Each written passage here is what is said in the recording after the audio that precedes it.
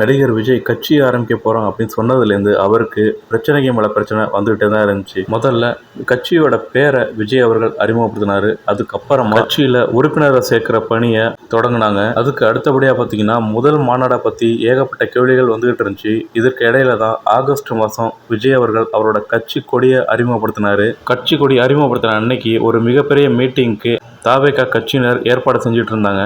ஆனால் அவங்க ஏற்பாடு செய்ய நினச்ச இடத்துல அதுக்கு முன்னாடி ஏஆர் ரஹ்மானோட ஒரு இசை ப்ரோக்ராம் நடந்ததால் போக்குவரத்து பாதிப்பு ஏற்படுது. இதை காரணம் காட்டி விஜய் அவர்களோட கட்சி மீட்டிங்க்கு அனுமதியை மறுத்தாங்க.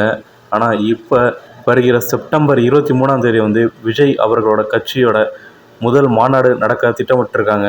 இது எங்கே அப்படின்னு பார்த்தீங்கன்னா விக்கிரவாண்டி அடுத்த வி சாலையில் தான் இந்த மாநாட்டை நடத்த போகிறதா தெரிவிச்சிருக்காங்க. இதுக்கான அனுமதியும் பாதுகாப்பும் விழுப்புரம் மாவட்ட காவல்துறைகிட்ட கேட்டிருக்காங்க.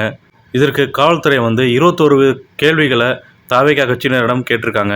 அது மட்டும் இல்லாமல் அதுக்கு பதிலளிக்க குறிப்பிட்ட கால அவகாசமும் அவங்க கொடுத்துருக்காங்க. இதில் காவல்துறை தரப்புலேருந்து கேட்கப்பட்ட கேள்விகள் என்னென்னா, எத்தனை பேர் இந்த மாநாட்டுக்கு வருவாங்க, எத்தனை வாகனங்கள் வரும், எத்தனை சேர் பட போகிறீங்க, எவ்வளோ நேரம் இந்த மாநாடு நடக்கும், இதே மாதிரி கேள்வி தான் கேட்டிருந்துருக்காங்க. இந்த கேள்விகள் எல்லாத்துக்குமே தாவேகா கட்சியினர் பதில் தெரிவிச்சிருக்காங்க. குறிப்பிட்ட தேதியில் குறிப்பிட்ட இடத்துல தாவேகா கட்சி மாநாடு நடக்குமா என்னன்றதை பொறுத்திருந்து தான் பார்க்கணும். நன்றி.